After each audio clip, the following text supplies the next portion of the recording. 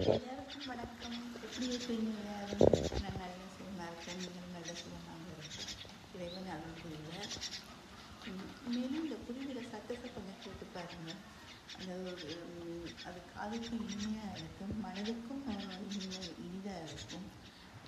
காதுக்கு இனிமையாக இருக்கும், மனதுக்கு இனிதாக இருக்கும்.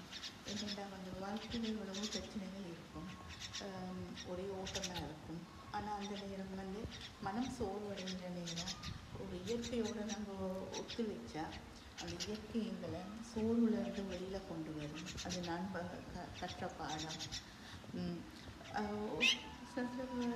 சச்சமயம் நான் இருக்கிற நேரம் வானத்தை நோக்கி பாருங்கள். அந்த வானம் எவ்வளவு தெளிவாக இருக்கோ அது மாதிரி கூட மனமும் தெளிவாகும். அதுக்காக நடு ரோட்டிலேருந்து பார்க்கக்கூடாது வானத்தை, ஒரு புறமாண்டி தான் பார்க்கணும் வானத்தை. ஸோ விபத்துக்கள் வந்துடும், விபத்தை நாங்கள் இவ்வளவு தவிர்க்க பார்க்கணும்.